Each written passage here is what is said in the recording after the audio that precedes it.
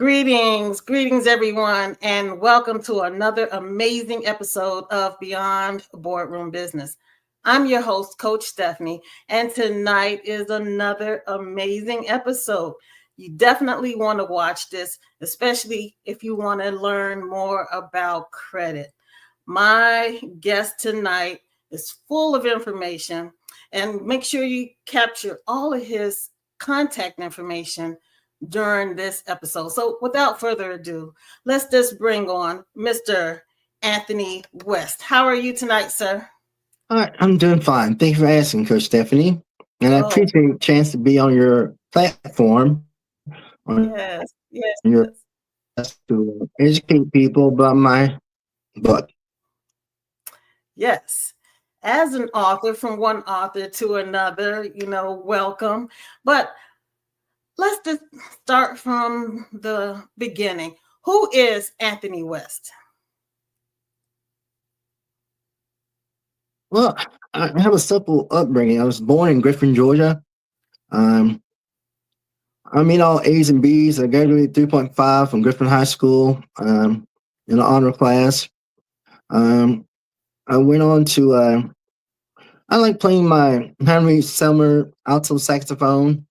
When I was a child, I was big into the band and extracurricular activities. I was student council, things like that.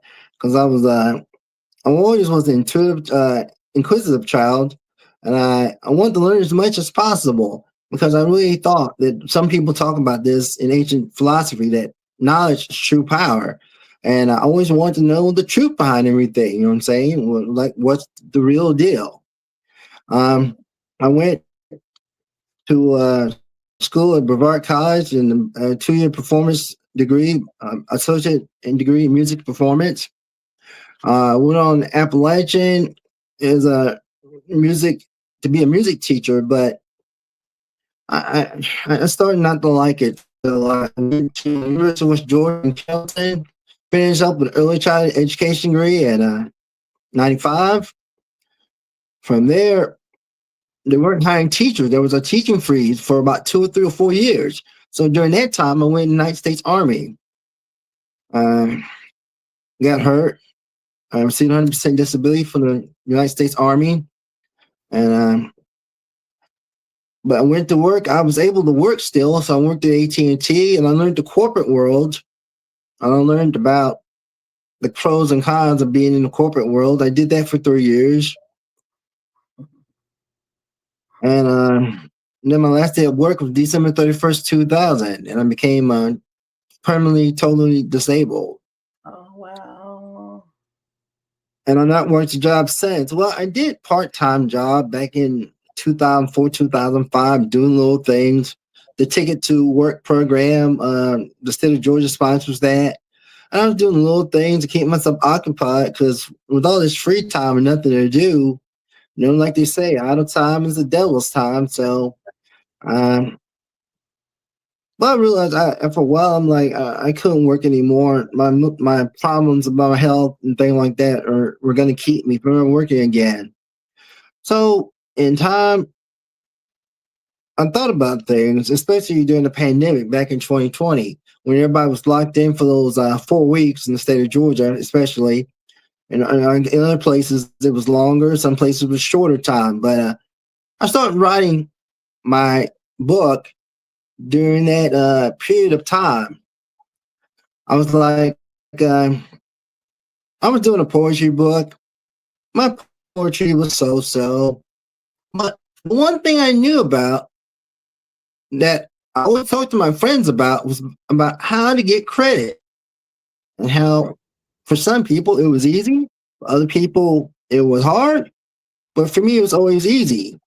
So I thought, I'll write a book about credit and educate people about how to get credit. And my book talks about utilizing credit, debt to credit ratio, and things like that.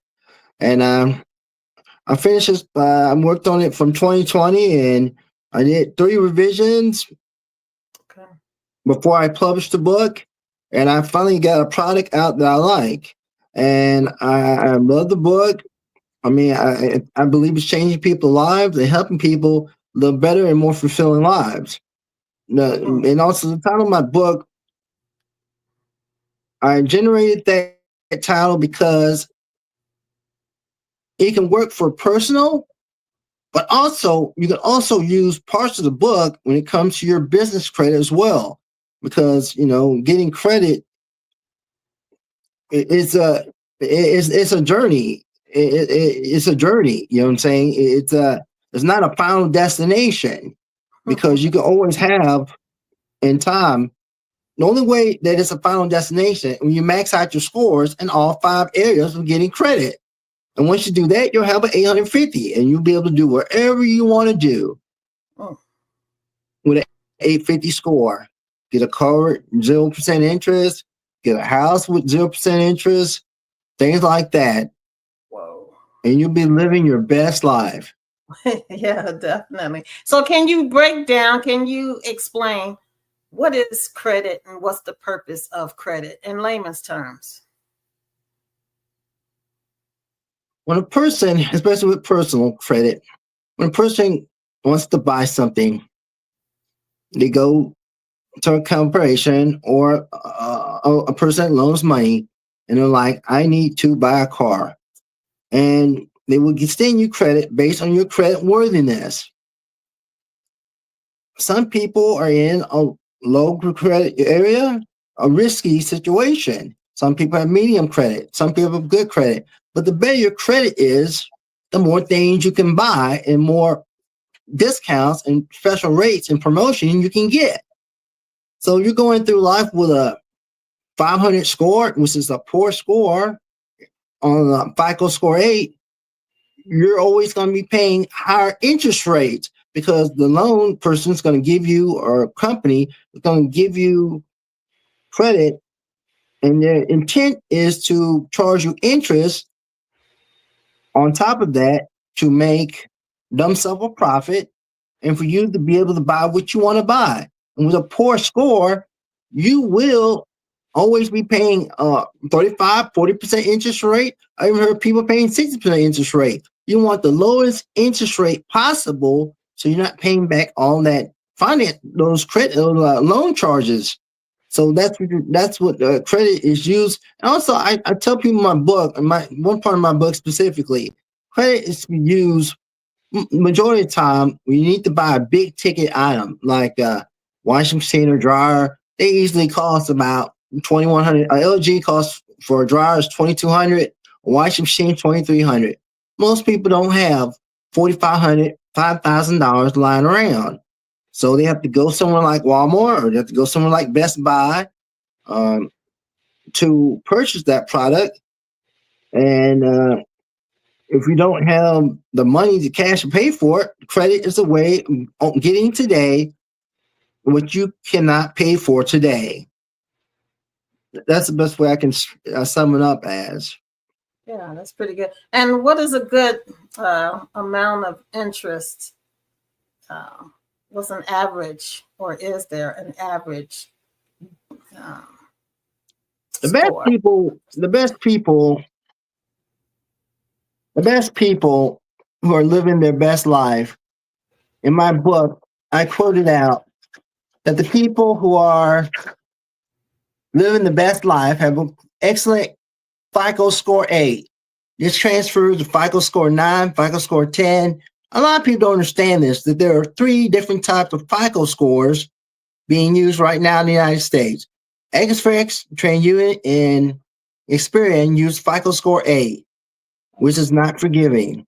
If you pay your bills late one time, your credit score is going to go from excellent to very good. And if you're very late, it's going to go to poor. So you have to pay your bills. 100% score in that is paying it all your payments on time. But an excellent score is 800 to 850. With that type of score, you're going to get a rate for a Ford Bronco 0% interest. Mm. Now, if you have a very good score, you're going to get an 8.9, 9.9% rate, something like that. But if you have lower than that, you're going to be paying 17, 18, 19%. I mean, one of my friends, she went to buy a car the other day, a Toyota Camry 2026 model, and her credit score is 530, which is poor. They gave her an interest rate of 35%. I mean, there was nothing she could do about it. She had to have a car to go to work. She had no other way but to accept that deal. And I told her in a year or two, once you've been making payments on time, try to refinance that to a lower interest rate because that's going to add an additional $10,000, $12,000 onto the price of the car. Yeah. Wow. Mm. So, what should people look out for? Should they call around when they're trying to get a loan? Uh, what's the best advice for purchasing something that they can't afford? In my book, it says one of the key things that I talk about: know what company uses what FICO 8, 9, 10 score or Vantage score 3.0, 4.0, 5.0. It's best to know that because if you know that Wells Fargo, which is my bank, uses a FICO score 9. FICO score 9s are always higher than FICO score 8. And a FICO score 10 is higher than a 9 because each one has different parameters that they use for the calculation of getting credit. But if you know that Toyota is using a FICO score 9 and that's a high score, I would go with Toyota. I mean, you can shop around, but you have to know this before you can step on the dealership. You can look it up online. Before I went to buy my car, I just bought a car on October the 6th, 2025. I found out from the companies like what score are you going to use? Now, what disappointed me most, and it's talked about in my book, How to Get Credit, is that some companies, when I talked to the workers, they did not know what FICO score they were using to give credit. And it hurt my feelings because I'm like, you people are the ones offering the credit, but you don't know what FICO score you're using? I mean, how can a person make a good decision? Right. Because the difference between a good score, FICO score 9, and a good score for FICO score 8, usually the point difference is like 50 or 80 or 90 points. Ooh. So if you don't know as consumer what FICO score they're going to use, 8, 9, or 10, you're going to be totally at a disadvantage because then they're going to give you a high interest rate because the dealership main primary, when it comes to a car, the dealership main primary purpose is to sell you that car. And the dealership, only thing they want to do is sell that car. The interest rate, they don't care what interest rate you get. If someone says, if Capital One says to you, well, Coach Stephanie, you can get this BMW I Series 5, but your interest rate is 40%. But they'll finance you, they'll give you the money for it. But yet over here at Lexus, they're using a FICO score 10, and your FICO score 10 is 800, which is an excellent score. They're going to give you a lower rate. They're going to give you a 1% or 0.0% interest rate. So it's best to shop around. But I mean, I would find out in my book, there's a toll-free number that you call to get your free credit score from all three bureaus, Equifax, Trade User Experience. I recommend anybody to do that first and find out what's on your credit report, find out if anything's inaccurate, wrong addresses, wrong phone numbers. Fix that first before you do anything with your credit. If you see something wrong, like it says you worked at Dundee Mills and you never worked there because the people right now, there's a problem with Social Security numbers. For $2 in Bitcoin, I can find out your Social Security number, your birth date, easily on the Silk Road, and that's a website on the internet. And with that, I can go out and get credit in your name. Even though I'm a guy, But I know people in right here throughout the United States for $25, you can get a fake ID with anybody name on it and go and get credit. That's how people are stealing people's houses, mortgages, and stuff. They're taking out loans on people's houses, and they don't even know that they have another mortgage on their house till they get the foreclosure letter. So and it says in my book that we need to do like Medicare. Back in the old days, Coach Stephanie, Medicare used the Social Security number. But if you read the Social Security Act of 1945, Social Security number was designed to give people benefits once they worked a job to keep them from being in poverty. When FDR did that program, it's to keep elderly people in their homes and from being without a pension when they get older. So that's the purpose of that. It wasn't to be used by companies to give you credit on. And now, especially since everybody's Social Security number has been stolen 3 or 4 times, right now I'm in a lawsuit with AT&T about my Social Security number being stolen 4 times in the past 6 years. I'm going to get a settlement from that. So, I mean, we need another. Like I told one person, I wrote a congressman, it was congresswoman, it was AOC, and I wrote somebody else in Georgia, my congressman. I forgot his name, but I mean, I told him we need to have another number because Medicare used Social Security numbers up until 2 or 3 years ago. Now they gave everybody a random number, and nobody's committing Medicare fraud because nobody knows that random number they gave you. So we need to do that with the credit scores. Use a random number and tag it back to the person who has the credit. I mean, and then they can link it. It wouldn't be a hard process. We just start over again. Yeah. Wow. Wow. That's a lot to this. Now, do you advise for people to pay their bill, their monthly payment before the due date, and how early, if you believe that? I personally, I have right now, I have like 25 credit cards and credit accounts with different companies. I tell people, if you ever have a late payment or you're ever late on your bills, you won't be getting more credit because people think you're a risk then. 100% on time is an excellent score. Anything below that is not an excellent score. So I tell people to pay their bills. My bill was due on the 15th of this month. Today's December the 1st. I pay my bills at least 2 weeks before time to make sure they get it on time. Also, I tell people to use the mobile app to pay their bills with because it's easier to do it that way because then they can get their money usually within 24 hours or the maximum I'm seeing was 48 hours. Yes. Yes. Awesome. What else should people look out for, or what should they do? Now, in my book, chapter 1, I use Google AI Search Labs. Now, when it came to new credit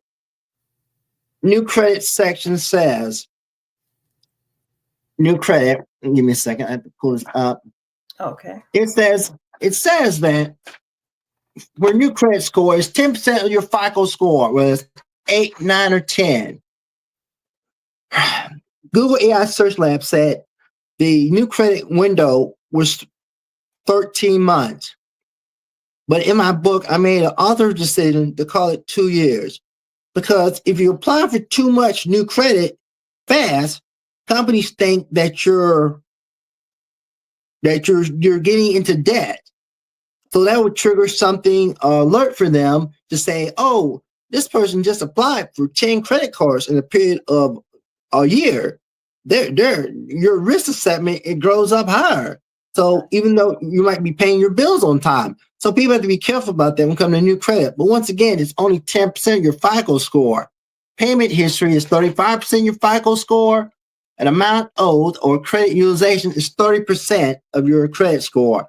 So you see that 65% of the credit score is just in 2 areas. Okay. Okay, got it. How many credit cards should an average person have? In my book, there's a website that you go to be pre-screened for credit offers. Once they do a soft credit check on your credit, then they will send you out an offer. And all you do is fill out the application or the QRC code, and then you get more credit. But I'll be honest, if a person's paying their bills on time and their debt to credit ratio is 30% Yes. or lower, I mean, the sky's the limit.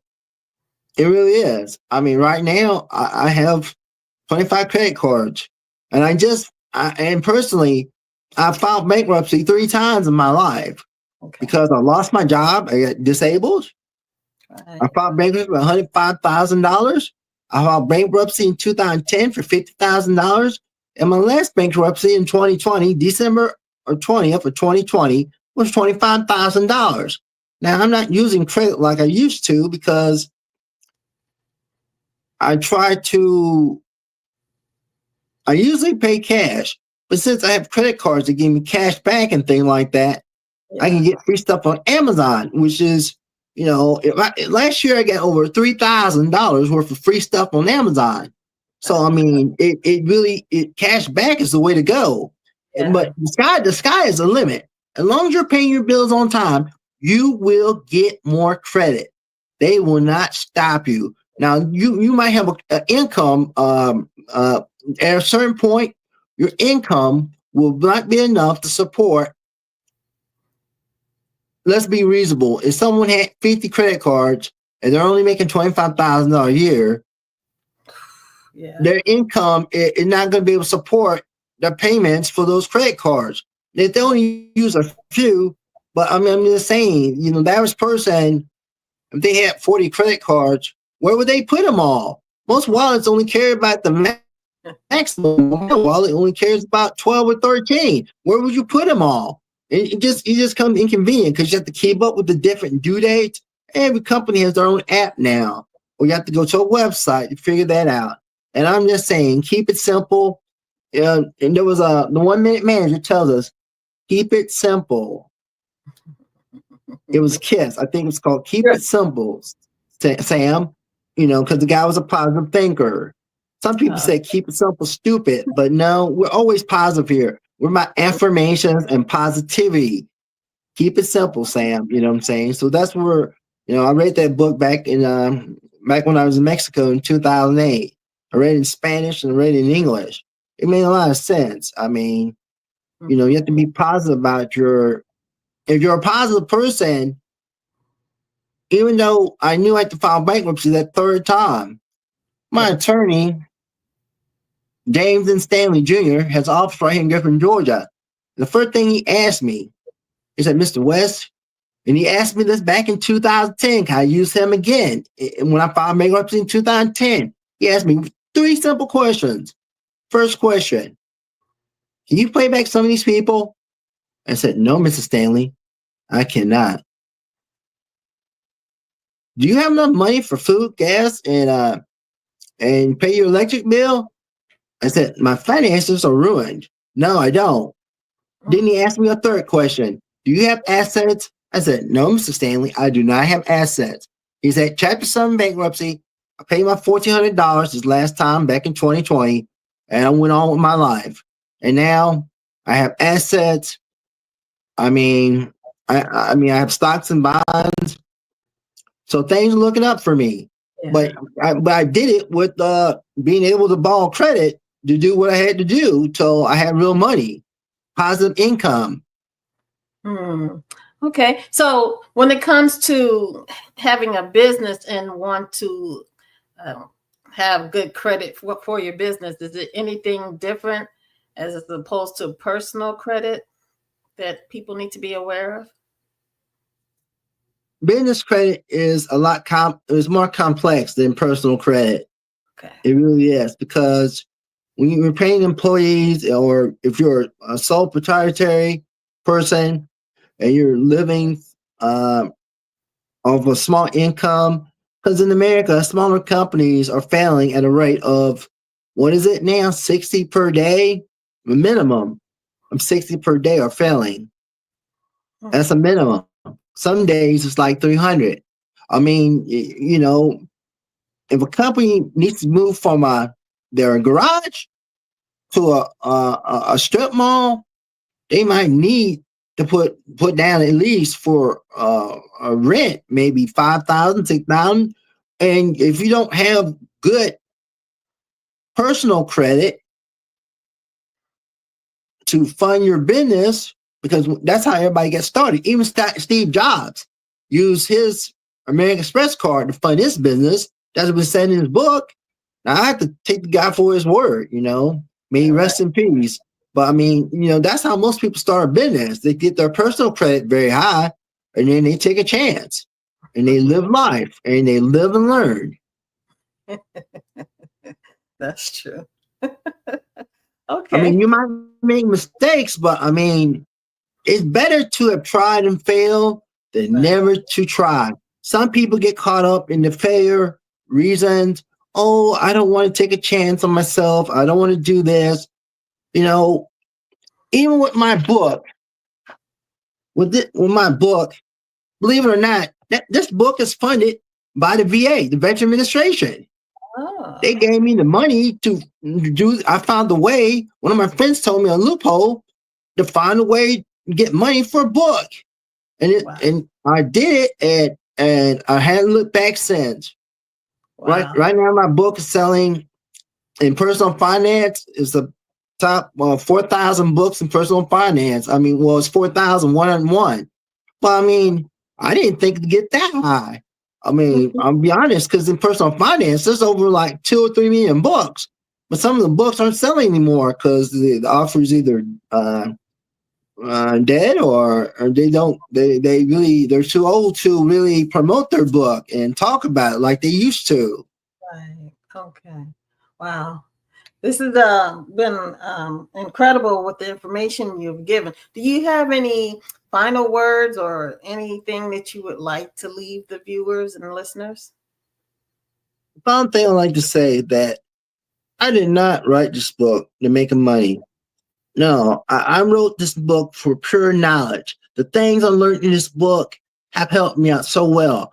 I have another offer from a company to get a American Express card and 0% interest for eternity.